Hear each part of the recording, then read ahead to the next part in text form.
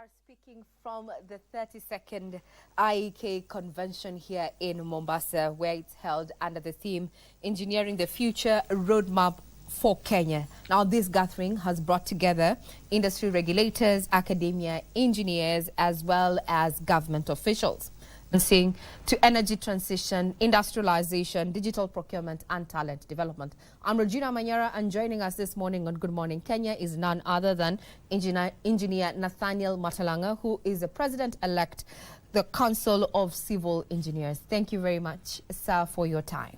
Yes. The statistics are clear. Kenya loses a cool 600 billion due to stalled or collapsed infrastructure projects across the country. This is according to the Auditor General's office. How do we correct that? So thank you very much for raising that matter.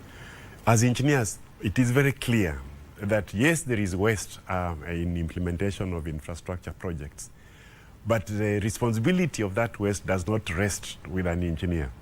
The challenge we are having with the engineering profession, and I think also with other professionals, that the people who make decisions do not seem to appreciate professional advice. As an engineer, you will not start a project that does not have budget. But you see, the implementation of infrastructure projects in the country seems to be led by politicians. It's the politician who goes to parliament and he's been elected, and he wants to run with a project. Some of them even set aside projects that have been started by their predecessors in those positions, and they want to start their own projects. So this is what is causing a major challenge with the uncompleted projects. First, lack of budget, and then the issue of pending bills. So professionals will give the government the proper advice. From where I stand, you as a professional will not commission or even design and commission a project that you don't have a budget. Right. But politicians will push for projects to be set aside and other projects. There are those who would argue that, seeking professional services, especially of engineers, is too expensive, the term being exorbitant. What is your take, Engineer Matalanga? No, that is even wrong. Because unless you have a design and unless you have a specification, what capacity do you have to know that you are getting value for your money? So as point one, you need to define what you want. And it's a technical matter. And if you think that you don't want a particular engineer, there is provision in our law to get the design peer reviewed. You can even do it 2-3 times. You can even have a team of engineers to advise you. But starting something without a proper design, without a proper specification, is basically setting up yourself for failure. Or you're going to pay exorbitantly, very expensively for something that you could have gotten cheaper. And the cases are there. The pending bills are keeping piling. Some of the pending bills are not for work done. Some of these pending bills are for interests, are for delayed payments, which as a common person, as a Kenyan, you cannot get any value from a pending bill because of lack of payment. Initially, you recall as engineers, we had concerns when the Nairobi Expressway was procured a bit of in a hurry, and we didn't quite understand. It was a good project, it's happening. But if I ask you, or if we asked this question to the head of the public service, the name of a registered engineer in Kenya, who can take professional responsibility for that road? From where I sit, we don't know. Because it was designed, we pushed for someone local to be involved so that we can have that transfer of technology, we can have professional responsibility taken by a professional. The supervising contractor was appointed towards the end of that project. So the concerns raised by the head of public service are actually because of lack of clear understanding of what is happening. Most of these projects are implemented and driven by non-professionals.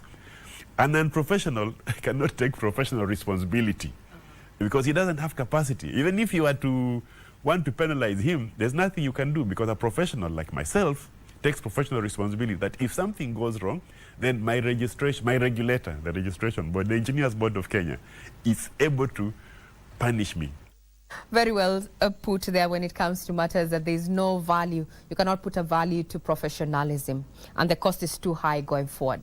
Because I've just explained to you that professionals are not involved in implementation of this project. So even if you want to hold him accountable, someone to take personal responsibility, for you to have a professional, you have to have that professional involved in that project. The moment you don't have a professional involved in that project, as much as you have a system to make a professional accountable, but you don't have a professional to hold accountable. Then where does this then leave graduate engineers, with the current statistics indicating that as we churn out thousands of graduate engineers, a majority of them do not end up practicing engineering? All these children graduating from engineering schools in Kenya have the world-class engineering standard. Now we need to translate this engineering degree into a professional practice. And for us to take them through training, we need work for them. We need to mentor them. We need to create opportunities for them to get engineering jobs. The challenge again here is that the way the government procurement for infrastructure projects is done, we exclude involvement of professional local engineers. The law is very clear that there should be some minimum work that is done by locals, what's called the local content. But with a huge procurement of public-private partnership projects, many of the private partners come from outside, they're foreigners. So they come with a complete design. They don't involve local engineers in the design. Some of them, as I said earlier, they even want to carry out the construction without involvement of local engineers. So the industry, the engineering practice is suffering a lot in Kenya because we don't have opportunities to train and pass knowledge to these young engineers. What then does this mean for graduate engineers in terms of work opportunities going forward? How then can we leverage on the advancements that we have made, including, the signing or rather being a signatory to the Washington Accord? So the industry, the engineering practice is suffering a lot in Kenya because we don't have opportunities to train and pass knowledge to these young engineers. Students graduating from engineering schools expect to go through training. They expect to become professional engineers in 3 years. And they expect now to start giving back, practicing engineers in the country, doing work. And we don't even have enough engineers. But unfortunately, the few who are trained, we don't again have an opportunity for them to practice. So that is the main challenge, and it will continue happening unless we change and recognize that we need to appreciate local involvement of engineers in all government projects. Government is the main infrastructure employer, and if government is not giving an opportunity to the young people to practice, then we have big loss. When I finished from an engineering school, we didn't have to look for a job. In my time, we knew that the government was going to employ you. We are engineering for the future, and the young engineers are not in this particular matrix. Where does that leave us? As I said earlier, the solution does not rest a lot with engineers, because engineers are ready to go if they are given a chance. So government is pushing for digital procurement and digital engineering services. How will this particular move shift to improve transparency, efficiency, and profit? It's a very good thing. We're just worried that we need work. And who will be with the key to interfere with the system? Because you realize in Kenya, we have a system where it is very hard to deal with the police. If you have a traffic accident, you really have to struggle to pay the fine. So if that system was digitized, it will be easier and make all of us, you acknowledge your offense, pay and go. So why is it not working? So as much as we appreciate and support the digitization of government services, could be the worrying from other sectors is because it has not been clearly explained, and who is going to have the master key of the system. Where is that scrutiny going to come from? Where is the check system? Where is the local person going to get the confidence that, yes, it went in, the system has been free and fair? Where are we going to get the visibility of what is happening? I think that's why we need the government to explain to all of us so that it is very clear. And if it is explained, all of us should embrace that system. What I'm hearing, Engineer Matalanga, is that you're not entirely opposed, to this digital shift, but other questioning on exactly accountability, who is going to be running the show. It's very clear. The e-citizen, we have a single 222 number where we all pay taxes. But some people come and say, oh, money went, no one can see. The Eurobond was sold, we don't know where the money went for. So that is the thing that is causing a bit of reluctance in the embracing of the digital procurement. Otherwise, we, from engineering point of view, it's a very good thing. It will make the process faster. It should make the process more transparent. But we need to give the people this transparency. Let them see it. Let the system make it that anyone who wants to track, they can follow it, so that we are able to see that, yes, we started here. These are the people who have gotten the tender. And therefore, this is even, it should even go to implementation, because it should be a full cycle, not just procurement. It should be from design, procurement, construction, and even the usage, and then how these things get terminated, the termination and the end life of the project. Yeah. If you had an opportunity, to change the tide as where we find ourselves in, what would you do? What would you prioritize? First, I'll verify the bills. And we know, as a country, we have sufficient resources if we used the taxes properly, efficiently.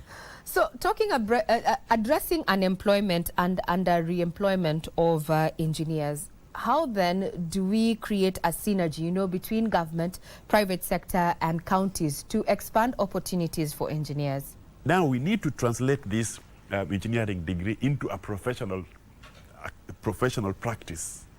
And for us to take them through training, we need work for them. We need to mentor them. We need to create opportunities for them to get engineering jobs. The challenge, again, here is that the way the government procurement for infrastructure projects is done, we exclude involvement of professional local engineers. The law is very clear that there should be some minimum work that is done by locals, what's called the local content.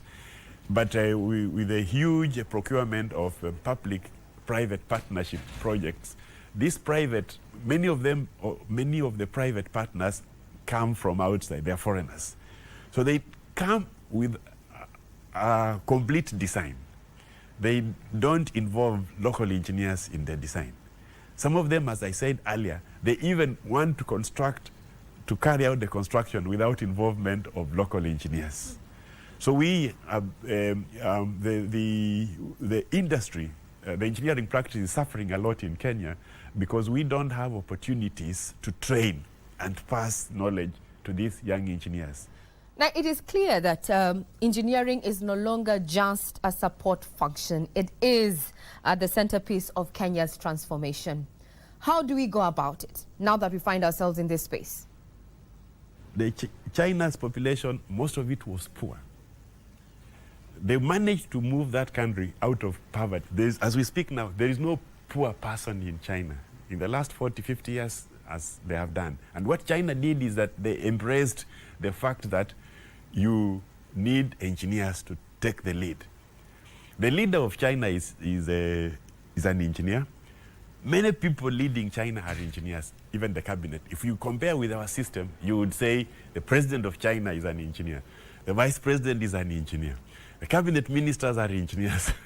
So they have given the space. And if you ask him, what do you do when you have a problem? The president of China will tell you, I employ an engineer. Or if one engineer is not enough, I employ another one. What about 10? If they are unable to beat it, I get 20. If 20 cannot do it, I make it 40. So we have to embrace that for us to get solutions, we have to embrace professionalism. And it is not just about engineering. It's across all professionals, yes, including wanting to change our system, our election laws, our electoral laws, to accommodate professionals in all sectors. You realize what is hurting us a lot is that you realize that in some organizations that you are very sure, we are talking engineering now, that it's very clear that you need the leader there to be an engineer. For some reason, our politicians think, oh, that is a very senior position. It is like a management position. You don't need to be an engineer. Now, as the president-elect of the World Council of Civil Engineers, you know, Engineer Matalanga, what do you envision for engineering in itself, especially from the local scene and also looking at Africa? Yes. You know, infrastructure follows demand. And in Kenya, if you look at our previous studies, we have demand for good infrastructure. The president the other day just announced a list of proposed infrastructure projects to move this country forward. If that were to be implemented transparently for the country to get value for money, then the future for this country will be bright. We've also discovered, recently you heard about the gold. We as a country are able to nurture and ensure that that resource is used for the benefit of the country. Unfortunately, again, away from the professional engineer, away from the professional advice, you can see our first reaction is, oh, we need a foreigner to give him rights, to come and displace people who have been living here so that they can mine. And when they mine, they're going to take away the raw mineral, process it, so we as a country shall not benefit. So we should be able to locally put a system in place to ensure that we maximize the benefit. The agricultural sector is another area where we as a country should also tap from, because we should not be selling our raw produce. We should be able to sell processed, the coffee, tea. We should be able to process and sell the finished product. But unfortunately, we tend to sell the raw product, which is then processed because we don't have our manufacturing in place. And then now they sell it back to us. Kenya should plan to be now not a net importer, but a net exporter. And we are able, I traveled to other countries, there's no difference between our level of knowledge in Kenya and the level of knowledge of other people. Well, there you have it. We have been speaking to none other than Engineer Nathaniel Matalanga, who is the president-elect, the World Council of Civil Engineers, as we continue monitoring what is happening during this 32nd IEK convention that is currently underway in Mombasa. I'm Regina Manyara. I hand you back to Broadcasting House.